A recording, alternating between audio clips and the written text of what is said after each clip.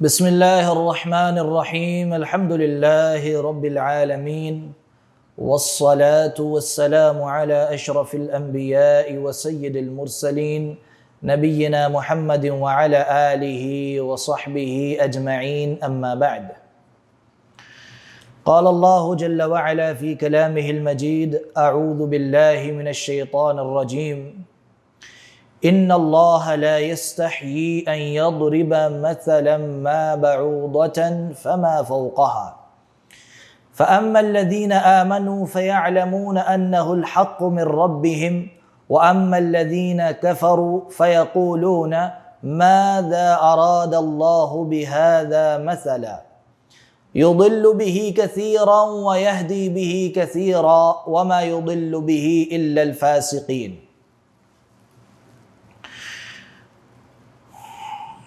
پچھلے درس میں ہم نے سورہ بقرہ کی آیت نمبر 25 پہ اپنی گفتگو کو ختم کیا تھا۔ آج انشاءاللہ ہم آیت نمبر 26 سے آج کے درس کا آغاز کرنے جا رہے ہیں۔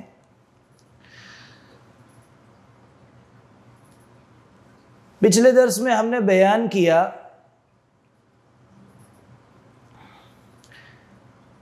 کہ اللہ رب العزت نے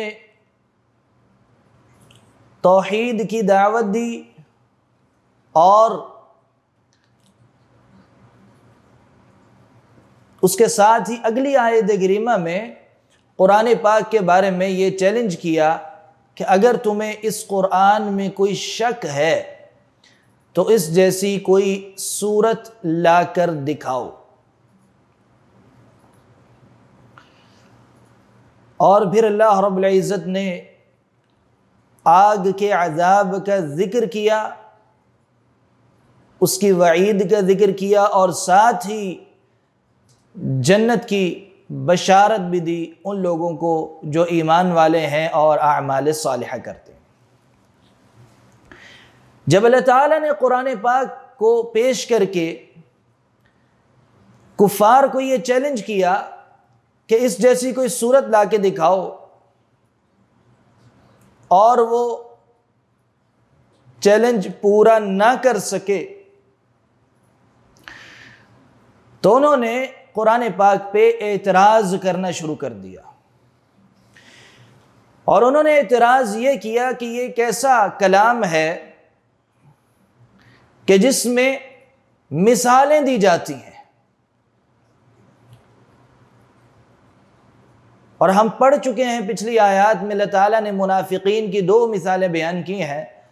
مثلہم کمثل الذی استوقد نارا، یہ ایک پہلی مثال مکمل آیت تک، اور پھر آگے جا کے فرمایا او کصیب من السماء فیہ ظلمات ورعد وبرق الی آخرہ۔ یہ 2 مثالیں منافقین کے بارے میں گزر چکی ہیں۔ اس کے علاوہ بھی اللہ رب العزت نے قرآن پاک میں ہی ذباب مکھی کی مثال دی ہے، اور فرمایا لن يخلقوا ذبابا ولو اجتمعوا له وان يسلبهم الذباب شيئا لا يستنقذوه منه۔ اللہ رب العزت نے اس آیت کریمہ میں مشرکین کو فرمایا کہ جنہیں تم اللہ کے علاوہ پکارتے ہو انہوں نے ایک مکھی بھی پیدا نہیں کی، چاہے یہ سب اکٹھے ہو جائیں مل جائیں تو ایک مکھی بھی پیدا نہیں کر سکتے، حتیٰ کہ اگر مکھی کوئی ان سے چیز چھین لے تو وہ چھینی ہوئی چیز بھی مکھی سے یہ واپس نہیں لے سکتے۔ تو مکھی کا ذکر اللہ رب العزت نے کیا، ذباب۔ اسی طرح عنکبوت، قرآن پاک کی سورت ہے سورۃ العنکبوت، مکڑی کا ذکر اللہ تعالیٰ نے کیا، کمثل العنکبوت، کمثل العنکبوت، تو عنکبوت مکڑی کی بھی اللہ تعالیٰ نے قرآن پاک میں مثال دی۔ تو اس مثالوں کو لے کر مشرکین نے، کفار نے یہ اعتراض کیا کہ یہ کیسا کلام ہے جس میں مکھی کی مکڑی کی مثالیں دی جا رہی ہیں۔ تو اللہ رب العزت نے ان کا رد کرتے ہوئے ان کا جواب دیتے ہوئے قرآن پاک کی آیت کریمہ نازل فرمائی، ان اللہ لا یستحیی ان یضرب مثلا ما، بے شک اللہ تعالیٰ اس سے نہیں شرماتا کہ کوئی بھی مثال بیان کرے، مثلا ما، کوئی بھی مثال بیان کرے۔ کیوں؟ کیونکہ یہ کوئی ایسا کام نہیں ہے کہ جس سے حیا کی جائے، جس سے شرم کی جائے، کوئی یہ برا کام نہیں ہے۔ اور اللہ رب العزت ہمارا خالق ہے، مالک ہے، بڑی سے بڑی مخلوق بھی اسی نے پیدا کی ہے، اور چھوٹی سے چھوٹی مکھی اور مچھر جیسی مخلوق کا بھی وہ خالق ہے۔ جہاں ہم بڑی سے بڑی مخلوقات کو دیکھتے ہیں اور ان کے اوپر غور و فکر کرتے ہیں، تو اللہ تعالیٰ کی کبریائی اور قدرت اور عظمت ہمارے سامنے آتی ہے کہ اللہ تعالیٰ کتنا بڑا ہے، عظیم ہے، عظمتوں والا ہے، جس نے اتنی بڑی بڑی مخلوق پیدا کر دی ہے۔ تو اس کے ساتھ ہی جب ہم چھوٹی سے چھوٹی مخلوق کو دیکھتے ہیں تو تب بھی ہمیں حیرانی ہوتی ہے کہ اللہ تعالیٰ نے اتنی چھوٹی چھوٹی مکھیاں، مکڑی یا مچھر وغیرہ بھی اللہ رب العزت نے ہی پیدا کیے ہیں۔ تو تمام مخلوقات کا خالق اللہ رب العزت ہے، وہ جس چیز کی چاہے مثال دے، کیونکہ وہ ہر چیز کا خالق ہے۔ لہٰذا یہ کوئی حیا اور شرم کے خلاف نہیں ہے کہ اللہ رب العزت نے مکھی کی یا مکڑی کی یا مچھر کی مثال دی ہے۔ تو اللہ رب العزت نے ان کے اس اعتراض کا جواب دیتے ہوئے فرمایا، ان اللہ لا یستحی ان یضرب مثلا ما، اللہ تعالیٰ کو اس سے کوئی حیا یہ شرم نہیں کہ وہ کسی بھی چیز کی مثال دے۔ بعوضۃ فما فوقہا، بعوضہ سب سے حقیر چھوٹا سا کیڑا مکوڑوں کے اندر سب سے چھوٹا وزن اور سائز کے اعتبار سے مچھر ہے، تو مچھر کی مثال دے، فما فوقہا، یا اس سے کسی فوق بڑی چیز کی۔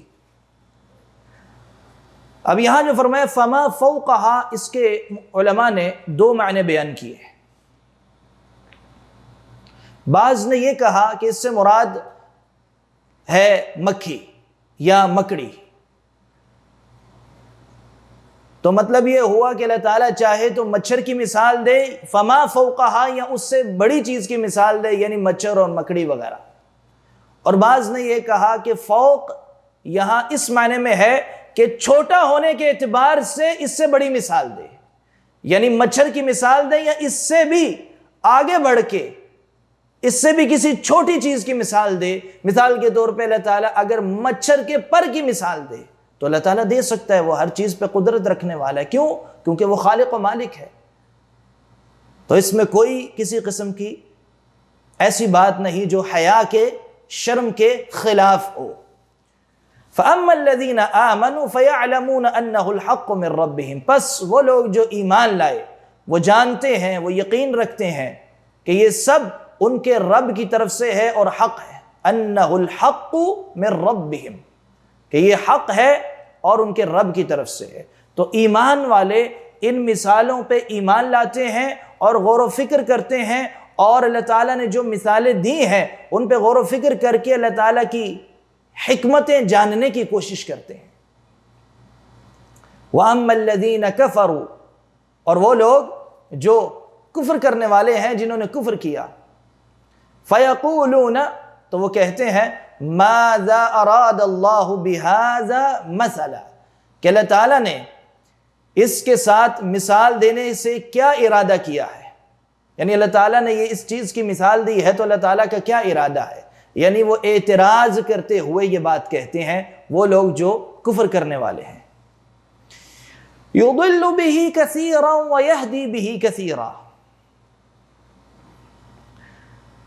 يُضِلُّ بِهِ كَثِيرًا، بہت ساروں کو، کثیر لوگوں کو ان کے ذریعے اللہ تعالیٰ گمراہ کرتا ہے، یعنی ان مثالوں کے ذریعے بہت سارے لوگ ایسے ہیں جنہیں گمراہ کر دیتا ہے۔ وَيَهْدِي بِهِ كَثِيرًا، اور انہی مثالوں کے ذریعے بہت ساروں کو ہدایت بھی دیتا ہے۔ تو کافر ابتداءً ہی جب اعتراض کرتے ہیں، بجائے اس کے کہ وہ غور و فکر کریں، سوچیں سمجھیں، شروع میں ہی جب وہ اللہ تعالیٰ کی مثالوں کے اوپر اعتراض کرتے ہیں تو وہ مزید گمراہی کے شکار ہو جاتے ہیں۔ مثال سمجھانے کے لیے ہوتی ہے، بات کو واضح کرنے کے لیے ہوتی ہے، لیکن جب اعتراض کے ارادے سے کوئی کافر ان مثالوں کو پڑھتا ہے تو بجائے اس کے کہ وہ ہدایت حاصل کرے، چونکہ وہ اعتراض کر رہا ہوتا ہے تو مزید گمراہی کے اندر آگے بڑھ جاتا ہے۔ تو یہ معنی ہے یضل بہ کثیرا، ان مثالوں کے ذریعے کثیر لوگ گمراہ ہو جاتے ہیں، ویہدی بہ کثیرا، اور ان مثالوں کے ذریعے اللہ تعالیٰ بہت ساروں کو ہدایت دیتا ہے۔ وہ لوگ جو ایمان لاتے ہیں، ان مثالوں کو حق سمجھتے ہیں، تو انہیں بہت کچھ اور سمجھنے کو ملتا ہے، ان کا ایمان اور زیادہ ہو جاتا ہے، اللہ تعالیٰ کی حکمتیں ان کے سامنے اور زیادہ کھل کے سامنے آتی ہیں۔ وَمَا يُضِلُّ بِهِ إِلَّا الْفَاسِقِينَ، اور اس کے ساتھ فاسقوں کے سوا کسی کو گمراہ نہیں کرتا، یعنی ان مثالوں کے ذریعے جو بھی گمراہ ہوتا ہے وہ فاسق ہے۔ اور یہاں فاسقین سے مراد کافر ہیں۔ یہاں فسق صرف عام نافرمانی یا گناہ گار کے معنی میں نہیں آیا الفاسقین لفظ، بلکہ کفار کے لیے آیا ہے، یعنی الکافرین۔ فسق لفظ کا جو معنی ہے اصل وہ ہے خروج، نکلنا۔ تو یہاں فاسق سے مراد دار اسلام سے نکلنے والا، خروج کرنے والا، اور وہ کافر ہی ہے۔ تو یہ تھا جواب اللہ رب العزت کی طرف سے ان لوگوں کو جو اللہ کے کلام پہ اعتراض کر رہے ہیں، یعنی ویسا کلام تو لا نہیں سکے، صورت تو بنا نہیں سکے جو اللہ تعالیٰ نے چیلنج کیا، وہ تو چیلنج پورا کر نہیں سکے، الٹا اعتراض کرنے لگ گئے، تو اللہ رب العزت نے ان کے اعتراض کا اس آیت کریمہ میں جواب دے دیا۔ اس آیت سے بہت سارے فائدے سامنے آتے ہیں۔ ایک فائدہ تو سب سے بڑا یہ آتا ہے سامنے کہ حق بات سے شرمانا نہیں چاہیے۔ اللہ رب العزت بھی حق بات سے شرماتا نہیں ہے، یعنی حیا نہیں کرتا، اور اس کی وضاحت بے شمار اور آیات میں بھی آئی ہے کہ اللہ رب العزت حق سے نہیں شرماتا۔ تو شریعت کا کوئی بھی مسئلہ، اللہ رب العزت کا کوئی بھی حکم ہو قرآن اور حدیث میں، تو ان کو بیان کرنے سے شرمانا نہیں چاہیے، یا ان کا بیان حیا کے خلاف نہیں ہو سکتا۔ اس کے بعد اللہ رب العزت نے قرآن پاک میں مثالیں دی ہیں۔ مثال دینے کا مقصد ہوتا ہے بات کو سمجھانا، آسان کرنا۔ کوئی مشکل چیز ہوتی ہے تو ہم اسے سمجھانے کے لیے مثال دیتے ہیں، اگزامپل دیتے ہیں۔ تو مثالوں کے ذریعے اللہ تعالیٰ نے سمجھایا، اور جس چیز کی اللہ تعالیٰ مثال دیتا ہے تو وہ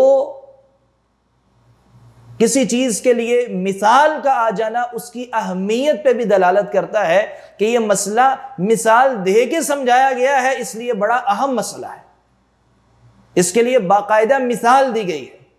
یعنی جیسے مکھی کی مثال اللہ تعالیٰ نے قرآن پاک میں دی، اور وہ بھی توحید کا مسئلہ سمجھاتے ہوئے دی۔ اسی طرح عنکبوت مکڑی کی مثال اللہ تعالیٰ نے دی، وہاں بھی تو مسئلہ توحید واضح کرتے ہوئے اور شرک کی نفی کرتے ہوئے مکڑی کی مثال دی ہے۔ تو یہ مثالیں جس بھی مسئلے میں دی جائیں گی تو اس مسئلے کی اہمیت پہ دلالت کرتی ہیں۔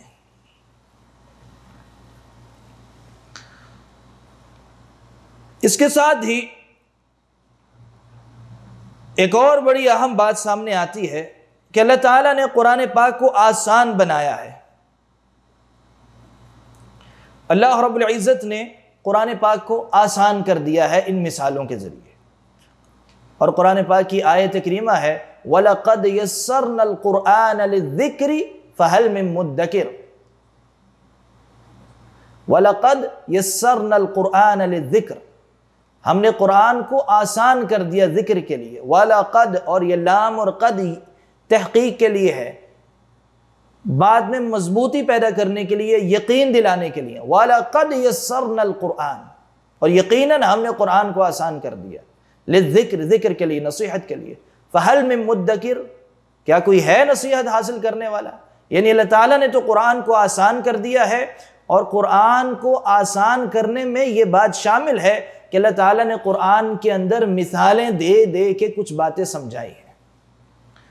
اور اس کی وضاحت بھی دوسری آیات میں اللہ تعالیٰ نے یوں بیان کی ہے، وَلَقَدْ ضَرَبْنَا لِلنَّاسِ فِي هَذَا الْقُرْآنِ مِنْ كُلِّ مَثَلٍ.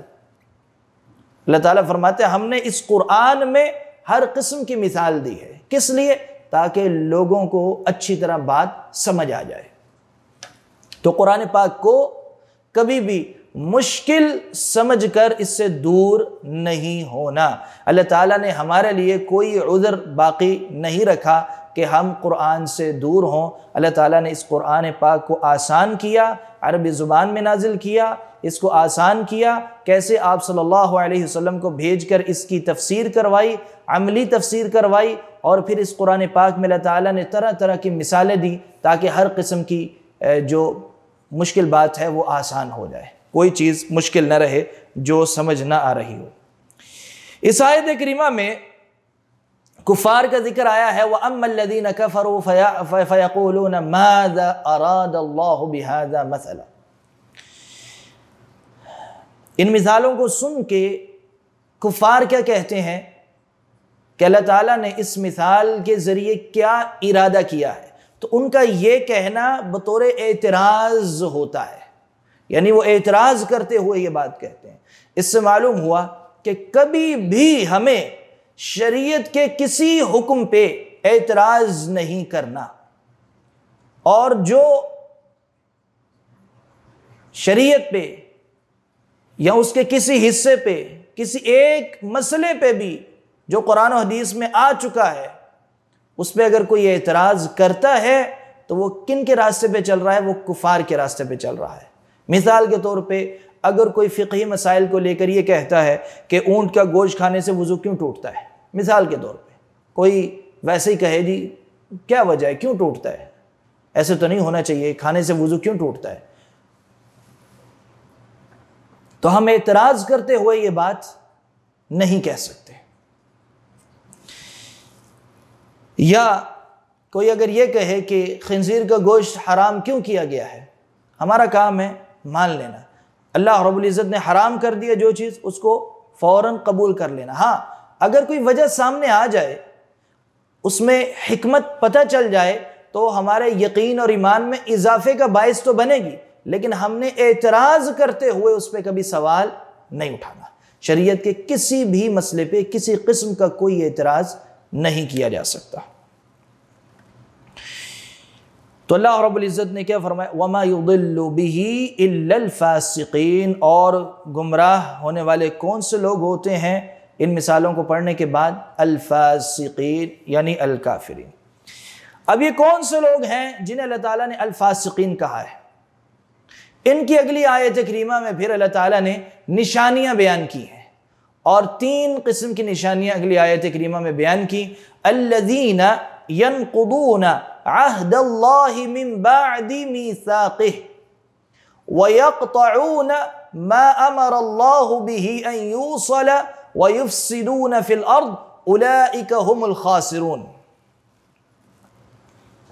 یہ فاسقین کون سے لوگ ہیں؟ الذین ينقضون عہد اللہ، جو اللہ کے عہد کو توڑتے ہیں، من بعد میثاقہ، اس کے بعد کہ اسے پختہ کر دیا گیا ہے، یعنی عہد کے پختہ ہو جانے کے بعد اللہ تعالیٰ کے عہد کو توڑتے ہیں. یہ پہلی صفت ہے فاسقین کی. وَيَقْطَعُونَ مَا أَمَرَ اللَّهُ، اور اس چیز کو کاٹتے ہیں، قطع کرتے ہیں جس کے متعلق اللہ تعالیٰ نے انہیں حکم دیا ہے. مَا أَمَرَ اللَّهُ بِهِ أَن يُوصَلَ، جس کے متعلق اللہ تعالیٰ نے ملانے کا، جوڑنے کا حکم دیا ہے. یعنی جس چیز کو جوڑنے کا حکم دیا ہے، یہ وہ لوگ ہیں فاسقین جو اسے کاٹتے ہیں، توڑتے ہیں. وَيُفْسِدُونَ فِي الْأَرْضِ، اور زمین میں فساد پھیلاتے ہیں۔ تین کام ہو گئے۔ الفاسقین یہاں ان لوگوں کو کہا گیا ہے جو یہ تین کام کرتے ہیں، الذین ینقضون عہد اللہ من بعد میثاقہ، جو اللہ تعالیٰ کا عہد پختہ ہو جانے کے بعد، میثاق یعنی اس کے پختہ ہو جانے کے بعد اس کو توڑتے ہیں، اس سے پھر جاتے ہیں۔ وَيَقْطَعُونَ مَا أَمَرَ اللَّهُ بِهِ أَن يُوصَلَ، اور کاٹتے ہیں اس چیز کو، توڑتے ہیں اس چیز کو جس کو اللہ تعالیٰ نے جوڑنے کا، ملانے کا حکم دیا ہے۔ اور تیسرا کام کیا کرتے ہیں؟ وَيُفْسِدُونَ فِي الْأَرْضِ، اور زمین میں فساد پھیلاتے ہیں۔ اولئک هم الخاسرون، اولئک یہی وہ لوگ ہیں جو خاسرون، خسارہ پانے والوں میں سے ہیں۔ تو اس آیت کریمہ میں پچھلی آیت میں الفاسقین، اور اس آیت کریمہ میں انہیں الخاسرون بھی کہا گیا۔ اور یہ کیا کرتے ہیں؟ تین کام۔ اب تین کاموں پہ روشنی ڈالتے ہیں۔ نمبر 1، اللہ تعالیٰ کا عہد توڑنا پختہ ہونے کے بعد۔ کون سا عہد توڑتے ہیں؟ سب سے پہلے تو اللہ تعالیٰ نے تمام انسانوں سے، ان کی پیدائش سے پہلے آدم علیہ السلام کی اولاد سے، ذریت سے ایک وعدہ لیا، عہد لیا، اور وہ کیا تھا؟ اللہ رب العزت کی توحید کا عہد۔ الست بربکم قالوا بلا، اللہ تعالیٰ نے تمام انسانوں سے پوچھا کیا میں تمہارا رب نہیں؟ تو سب نے جواب دیا قالوا بلا، کیوں نہیں؟ تو تمام انسانوں سے اللہ رب العزت نے آدم کی اولاد سے، آدم کی ذریت سے اپنی ربوبیت کا اقرار کروایا۔ اور اگر کوئی دنیا میں آ کے شرک کرتا ہے تو وہ اس عہد کو توڑتا ہے۔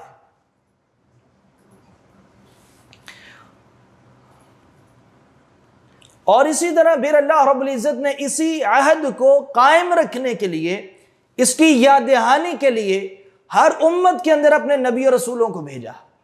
اور قرآن پاک میں فرمایا وَلَقَدْ بَعَثْنَا فِي كُلِّ أُمَّةٍ رَسُولًا، اور یقیناً ہم نے ہر امت میں یعنی ہر قوم میں اپنا رسول بھیجا۔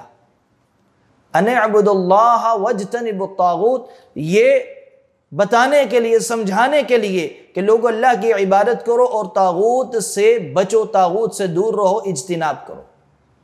تو یہ وہی عہد ہے جو اللہ تعالیٰ نے آدم علیہ السلام کی ذریت سے لے لیا تھا ان کو پیدا کرنے سے پہلے، اور پھر اللہ تعالیٰ نے اسی عہد کی یاد دہانی کے لیے ہر قوم کے اندر اپنے رسول بھیجے۔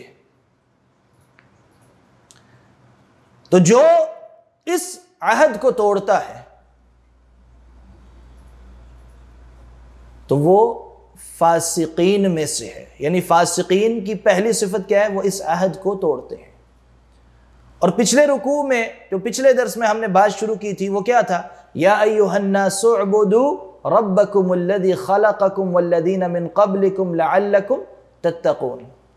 یہی وہ عہد ہے جس کا یہاں ذکر کیا جا رہا ہے کہ یہ فاسقین جنہیں قرآن سمجھ نہیں آتا، قرآن پاک کی مثالیں پڑھ کے اعتراض کرتے ہیں، تو یہ فاسقین کی سب سے پہلی نشانی یہ ہے کہ یہ اللہ تعالیٰ کے عہد کو توڑتے ہیں، اللہ تعالیٰ کے ساتھ شرک کرنے والے ہیں۔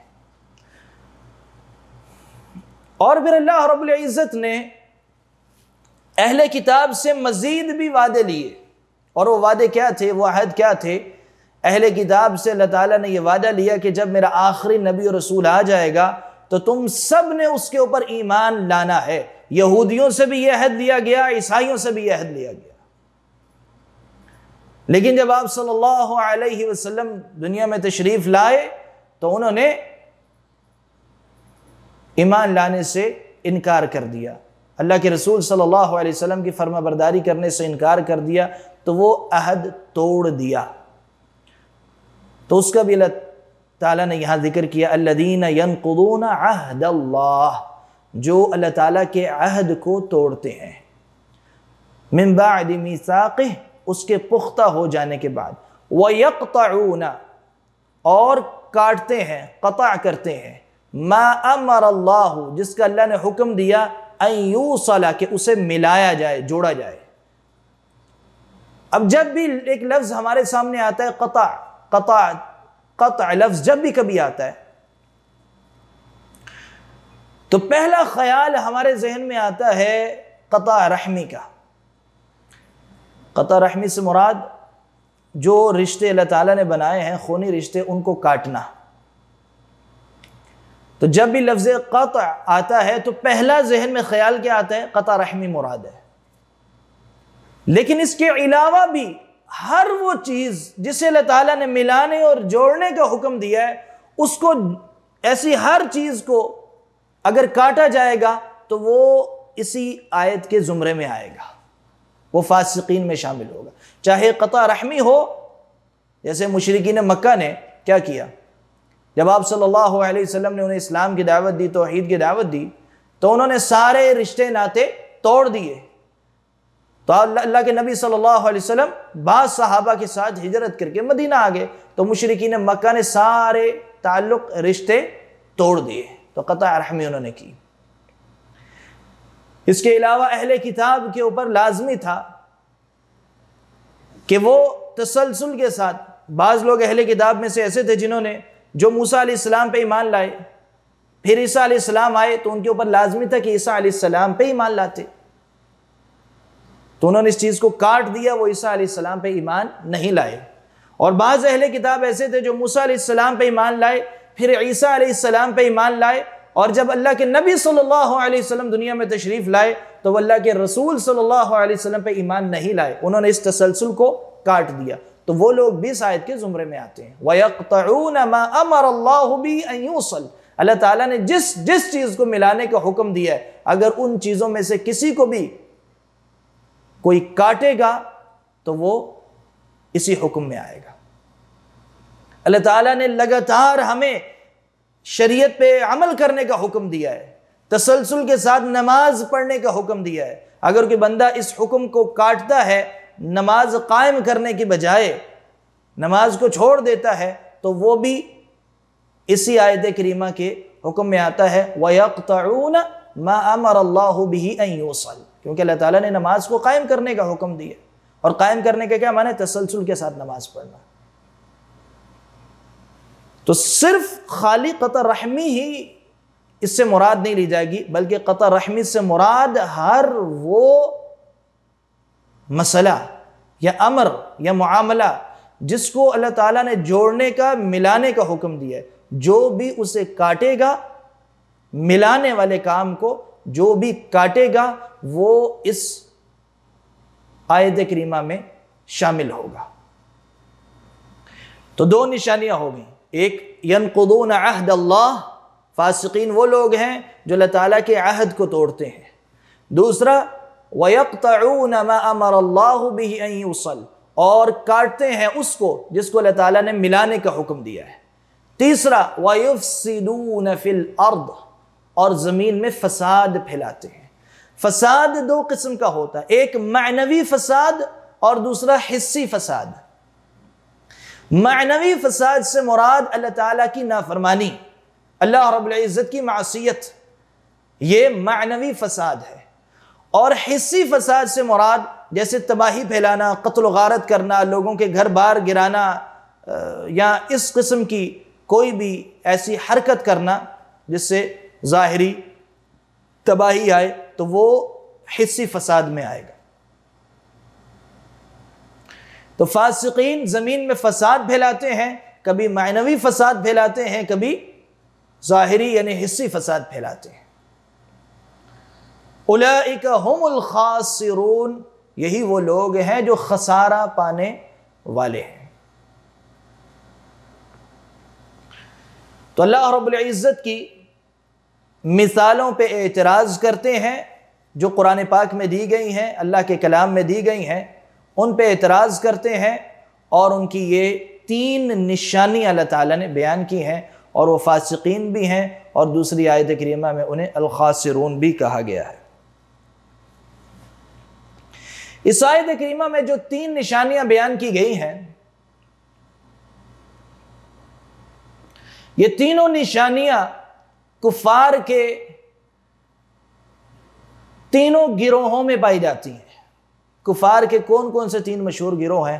ایک یہود و نصارہ جنہیں ہم اہل کتاب کہتے ہیں، دوسرے مشرکین جیسے مشرکین مکہ تھے، یہود و نصارہ کے علاوہ مکہ میں مشرکین تھے، اور تیسرا گروہ جو کفار میں شامل ہے وہ ہے منافقین۔ تو یہ تینوں نشانیاں کفار کے تینوں گروہوں میں پائی جاتی ہیں۔ یعنی عہد توڑنے والے کون سے لوگ تھے؟ یہود و نصارہ نے عہد توڑا۔ اللہ تعالیٰ نے بنی اسرائیل سے، اہل کتاب سے بہت سارے عہد دیے تھے، یہود و نصارہ نے وہ عہد توڑ دیے، اللہ کے رسول صلی اللہ علیہ وسلم پہ ایمان نہیں لائے۔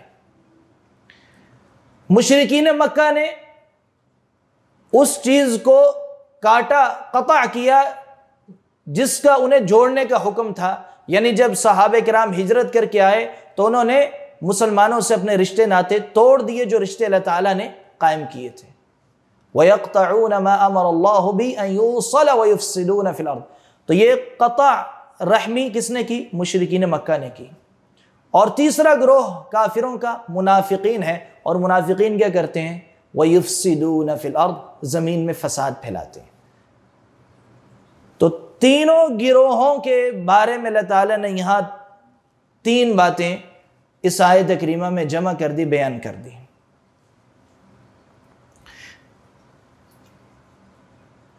اولئک هم الخاسرون، اور یہی وہ لوگ ہیں جو خسارہ پانے والوں میں سے ہیں۔ آگے چلتے ہیں اگلی آیت کریمہ میں، فرمایا کیف تکفرون باللہ وکنتم امواتا، کیف تکفرون باللہ۔ کیف لفظ جو ہے استفہام کے لیے آتا ہے، سوال کے لیے آتا ہے، تم کیسے اللہ کے ساتھ کفر کرتے ہو؟ کیف تکفرون باللہ، تم کیسے اللہ کے ساتھ کفر کرتے ہو؟ وکنتم امواتا، حالانکہ تم اموات تھے، بے جان تھے، فاحیاکم، تو اس نے تمہیں زندہ کیا، حیات دی، زندگی بخشی۔ ثم، پھر، یمیتکم، وہ تمہیں موت دے گا، تمہیں مار دے گا۔ ثم یحییکم، پھر دوبارہ، ثم، پھر، یحییکم، وہ تمہیں حیات دے گا، دوبارہ زندگی دے گا۔ ثم الیہ ترجعون، پھر تم اسی کی طرف لوٹ کر جاؤ گے۔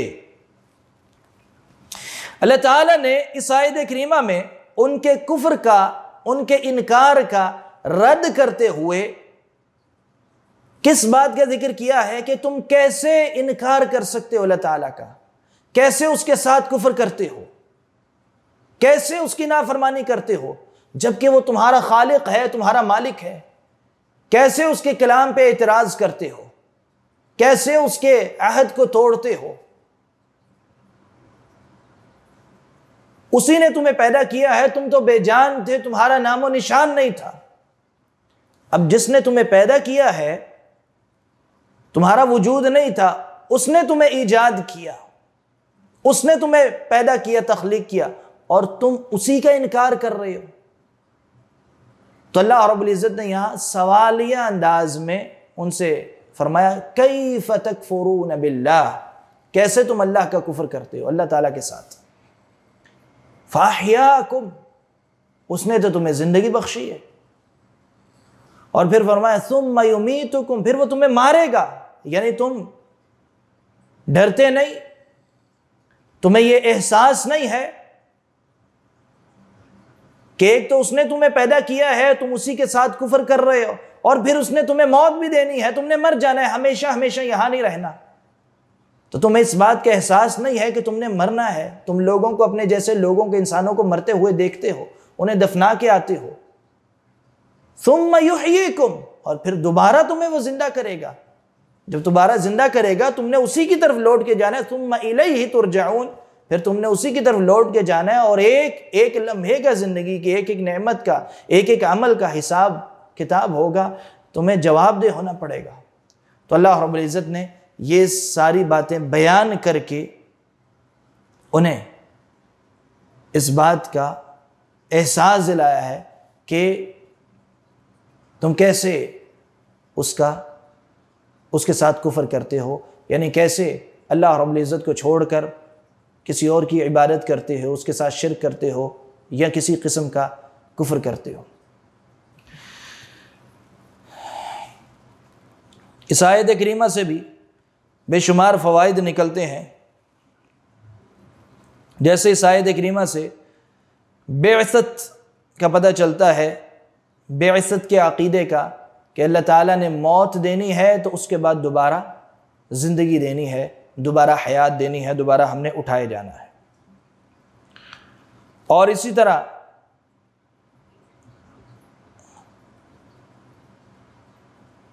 اللہ رب العزت نے یہاں دلیل بنایا ہے انسان کو پیدا کرنا اللہ تعالیٰ کا، انسان کو زندگی دینا اور مارنا، اس کو بطور دلیل اس آیت کریمہ میں پیش کیا ہے کہ جب زندہ کرنے والا بھی وہی ہے، تمہیں مارنے والا بھی وہی ہے، مارنے کے بعد دوبارہ وہی زندہ کرے گا اور اسی کے سامنے تم نے لوٹ کے جانا ہے، اسی کی طرف لوٹ کے جانا ہے، تو پھر اطاعت اور فرما برداری بھی اسی کی کرو، پھر ساری زندگی اس کے حکم کے مطابق گزارو۔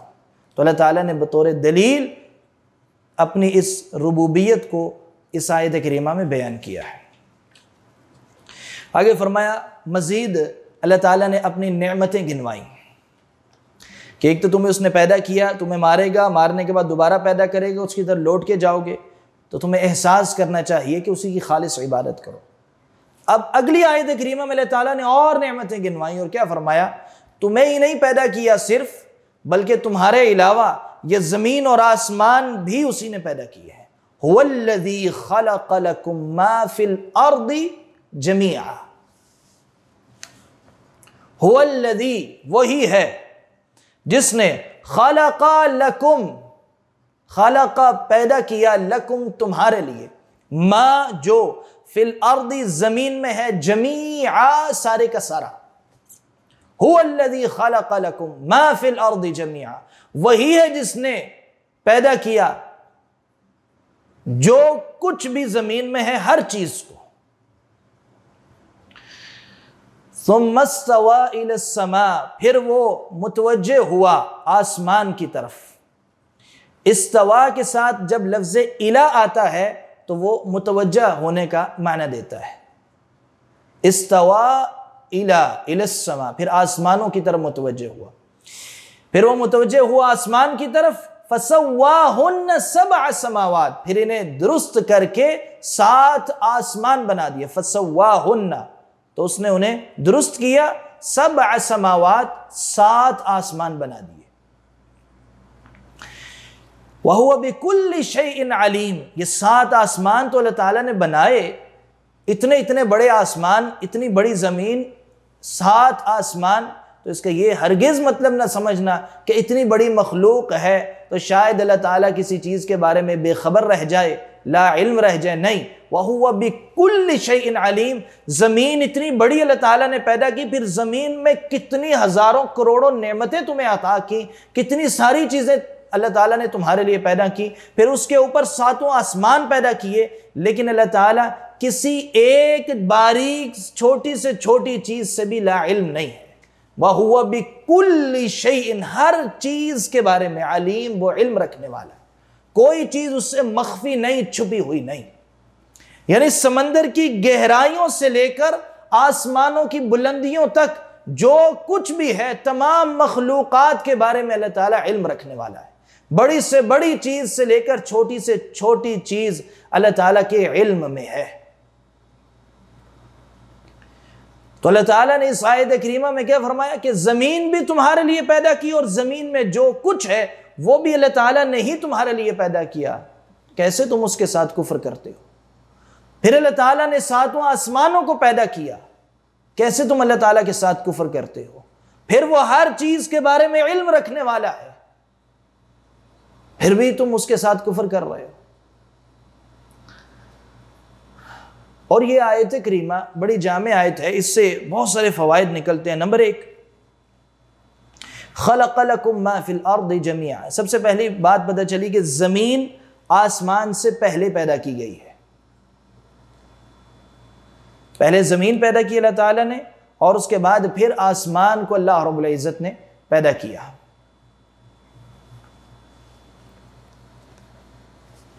اگرچہ زمین کو پھر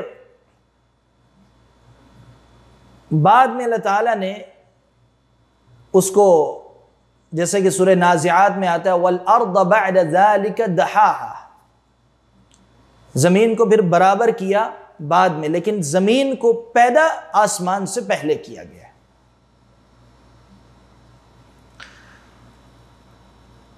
اور اللہ تعالیٰ نے زمین کو پیدا کیا اور زمین میں بہت کچھ پیدا کیا۔ اس آیت کریمہ میں یہ بڑا اہم نقطہ ہے، هُوَ الَّذِي خَلَقَ لَكُم مَا فِي الْأَرْضِ جَمِيعًا، وہی ہے جس نے خَلَقَ لَكُم تمہارے لیے پیدا کیا۔ خَلَقَ لَكُم، یہ لکم جو لفظ ہے اس پہ غور کرنا ہے، تمہارے لیے پیدا کیا کیا؟ مَا فِي الْأَرْض، جو زمین میں ہے، جمیعا سارے کا سارا، جو کچھ بھی ہے وہ تمہارے لیے پیدا کیا۔ ہمارے لیے پیدا کرنا یعنی انسانوں کے لیے پیدا کیا، اس کا کیا مطلب ہے؟ اس کا مطلب یہ ہے کہ جو کچھ بھی زمین میں اللہ تعالیٰ نے پیدا کیا ہے وہ تمہارے لیے ہے، یعنی انسان کے لیے ہے۔ اور انسان کے لیے ہونے کا مطلب یہ ہے کہ انسان زمین میں پیدا کی گئی ہر چیز سے فائدہ حاصل کر سکتا ہے، نفع لے سکتا ہے، اسے استعمال کر سکتا ہے، کیونکہ زمین کی ہر چیز اللہ تعالیٰ نے تمہارے لیے پیدا کی ہے۔ جب تمہارے لیے پیدا کی ہے تو جیسے چاہے اس سے نفع حاصل کرو، اسے استعمال کرو، اس سے فائدے لو۔ اللہ تعالیٰ نے تمہارے لیے پیدا کی۔ تو یہ ایک بہت بڑا اصول ہے، قاعدہ ہے فقہا کے نزدیک، اسی آیت سے جو نکلتا ہے،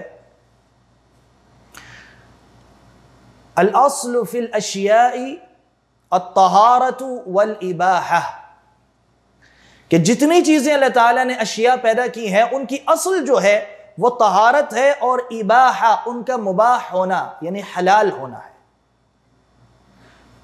تو ہر چیز اصل میں حلال ہے، ہر چیز حلال ہے، اور ہر چیز حلال ہے یعنی پاک ہے، کیونکہ ناپاک اور نجس چیزوں سے ہم فائدہ حاصل نہیں کر سکتے۔ تو اصل میں ہر چیز پاک ہے اور اصل میں ہر چیز حلال ہے۔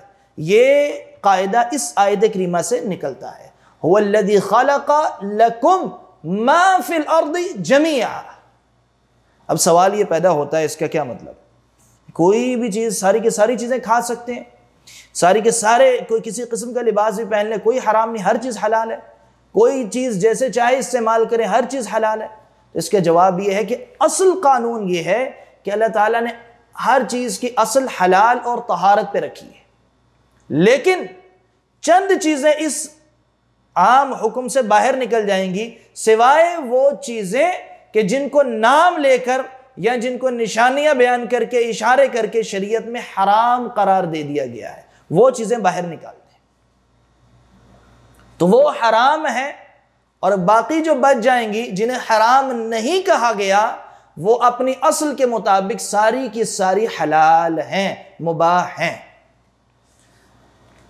مثال کے طور پہ کھانے کی چیزیں ہیں، ہم پھل کھاتے ہیں، اللہ تعالیٰ نے کتنے پھل دنیا میں پیدا کیے، زمین میں کتنے پھل پیدا کیے، بے شمار۔ شاید آج بھی اتنی ترقی کے باوجود بھی، اتنی دریافتیں ہونے کے باوجود بھی بہت ساری زمین کے حصے ایسے ہوں جہاں ایسے پھل ہوں جو ہمیں نہیں پتہ ہے۔ اب سارے پھلوں کا ذکر تو قرآن پاک میں نہیں آیا ہے، یا حدیث مبارکہ میں نہیں آیا کہ آم کھانا حلال ہے، کہیں نہیں آیا ہے، یا کیلے کا ذکر یا سیب کا ذکر تو نہیں آیا، بعض پھلوں کا آیا ہے، جیسے انگوروں کا آیا ہے، انار کا آیا ہے، لیکن اکثریت پھل ایسے ہیں جن کا نہیں آیا۔ تو ہم کیا کہیں گے؟ حلال ہے یا حرام ہے؟ آم کھانا حلال ہے یا حرام ہے؟ حلال ہے۔ دلیل کیا ہے؟ دلیل یہ ہے کہ اس کو حرام نہیں کہا گیا، لہذا اصل قاعدے کے مطابق اللہ تعالیٰ نے ہر چیز جو پیدا کی ہے ہمارے فائدے کے لیے پیدا کی ہے، یعنی وہ ہمارے لیے حلال ہے۔ اگر حرام ہوتی تو اس کا ذکر قرآن و حدیث میں کہیں نہ کیا جاتا۔ تو اس کا حرام نہ ہونا حلال ہونے کی دلیل ہے۔ ہم کپڑے استعمال کرتے ہیں، مثال کے طور پہ کاٹن کا کپڑا پہنتے ہیں یا کسی اور چیز سے بنا ہوا کپڑا پہنتے ہیں، ہمیں کیسے پتہ چلے گا کہ کاٹن کا کپڑا پہننا حلال ہے یا حرام ہے؟ تو ہم کہیں گے اسے حرام نہیں کہا گیا، یہی اس کے حلال ہونے کی دلیل ہے، کیونکہ ہر چیز اصل میں حلال ہے۔ ریشم کا کپڑا مردوں کے لیے حرام ہے، اس کا الگ ذکر آ گیا، لہٰذا اس کو ہم نے نکال دیا کہ یہ حرام ہے، کیونکہ اس کو الگ دلیل اس کی ملتی ہے کہ اس کو حرام کہہ دیا گیا ہے مردوں کے لیے۔ اسی طرح ہم برتن استعمال کرتے ہیں، کون سا برتن استعمال کریں گے؟ مٹی کے برتن، لوہے کے، تانبے کے یا شیشے کے برتن استعمال کرتے ہیں، حلال ہیں یا حرام ہے، کیسے پتہ چلے گا؟ تو ہم کیا جواب دیں گے؟ ایک ہی جواب، اور وہ اصولی جواب یہی یاد رکھنا ہے، ہر چیز اصل میں حلال ہے۔ ہاں، سونے اور چاندی کے برتنوں کے بارے میں آ گیا ہے کہ سونے اور چاندی کے برتنوں میں کھانے پینے سے منع کیا گیا ہے، واضح حدیث موجود ہے، لہذا سونے اور چاندی کے برتنوں میں کھانا حرام ہے، ان کو باہر نکال دیں برتنوں کی لسٹ سے۔ باقی جتنی قسم کے برتن آ جائیں گے وہ سارے کے سارے اصل قاعدے کے مطابق مباح ہیں، حلال ہیں۔ تو تمام چیزیں جو زمین میں ہیں وہ ہمارے لیے ہیں، یعنی ہم ان سے نفع لے سکتے ہیں، انہیں استعمال کر سکتے ہیں، ان سے فائدہ لے سکتے ہیں، ہر چیز سے۔ ہر چیز اصل میں مباح اور حلال ہے، سوائے ان چیزوں کے جن کے بارے میں الگ خاص حکم آ جائے کہ یہ چیز حرام ہے۔ کبھی کبھار نام لے کے حرام کہا جاتا ہے کسی چیز کو قرآن و حدیث میں، کبھی کبھار کچھ نشانیاں بیان کر دی جاتی ہیں، تو قرآن و حدیث کے مطابق جو چیز حرام ہے ان تمام حرام چیزوں کو ایک طرف کر دیں، باقی تمام چیزیں اصل قاعدے کے مطابق مباح ہیں، حلال ہیں۔ اب آپ گنتی کریں زیادہ تر چیزیں حلال ہیں یا حرام، تو آپ دیکھیں گے بہت کم چیزیں حرام ہیں، زیادہ تر چیزیں حلال ہیں، زیادہ تر چیزیں حلال ہیں۔ اس لیے ہر چیز کا نام نہیں آیا کہ یہ بھی حلال ہے، یہ بھی حلال ہے، یہ بھی حلال ہے، یہ بھی حلال ہے، بس ہمیں ایک قاعدہ دے دیا گیا کہ اصل ہر چیز حلال ہے۔ حرام چیزیں کم ہیں، اس لیے نام آگے ان کے، یہ چیز حرام ہے، یہ چیز حرام ہے، یہ چیز حرام ہے، یا کچھ نشانیاں بھی آگئیں کہ جن جن چیزوں میں یہ نشانی ہو وہ حرام ہے، تو ان چیزوں کو نکال دیں گے تو باقی ساری چیزیں اصل قاعدے کے مطابق حلال سمجھی جائیں گی۔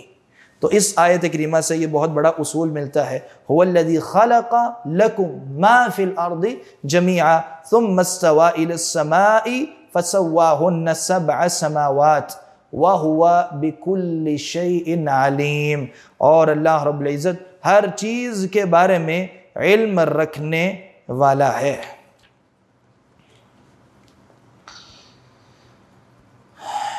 اللہ رب العزت کی نعمتوں کو یاد کرنا، اللہ تعالیٰ کے نعمتوں کا شکر ادا کرنا، اس لیے اللہ تعالیٰ نے قرآن پاک میں بار بار اپنی نعمتوں کو گنوایا ہے، یاد کروایا ہے، تاکہ ہم ان کا شکر ادا کر سکیں، اور جتنا زیادہ اللہ تعالیٰ کی نعمتوں کو یاد کریں گے اتنا زیادہ اللہ تعالیٰ کا شکر ادا کرنے کی طرف جائیں گے، اور اتنا زیادہ اللہ تعالیٰ کی نافرمانی سے ہم بچیں گے۔ اللہ تعالیٰ سے دعا ہے اللہ رب العزت ہمیں قرآن و حدیث پہ غور و فکر کرنے کی توفیق عطا فرمائے، اور دین کو سمجھ کر اس پہ عمل کرنے کی توفیق عطا فرمائے۔ یہیں پہ آیت نمبر 29 پہ اپنی گفتگو کو ہم روکتے ہیں، انشاءاللہ اگلے درس میں ہم آیت نمبر 30 سے آغاز کریں گے۔ وصلی اللہ علی نبینا محمد وعلی آلہ وصحبہ اجمعین۔